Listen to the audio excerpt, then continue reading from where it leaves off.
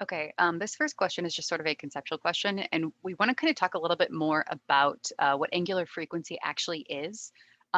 So in our definition here, we're asked which is a constant and which is a variable. So our angular frequency is what's going to be a constant. Very similar to how speed is a constant, right? A constant value, or velocity itself is a vector. So in this case, angular frequency or angular speed is the magnitude of the vector quantity of angular velocity. So if I have an angular velocity, if I take my magnitude of that, just the absolute value basically with no direction, or like the sum of its squares, if we have multiple components, then that's going to give me this frequency value.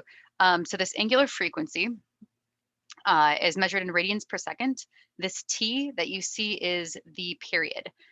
So that becomes really important when we have these like trig functions. So for example, like for a sinusoidal function, what that t is it's the period that it takes for a full oscillation to basically complete. F is the frequency at which it oscillates, but this W is very important for how long it takes for us to span a period.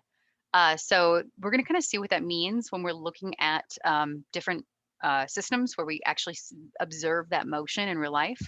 But in this case, just it's very important to kind of know the difference between these two.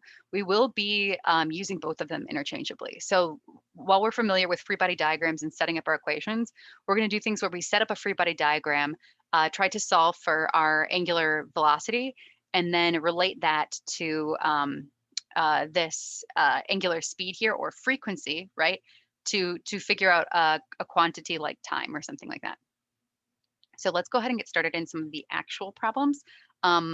This whole worksheet and all of the solutions are in the discussion folder for your discussion if you want to refer back to it.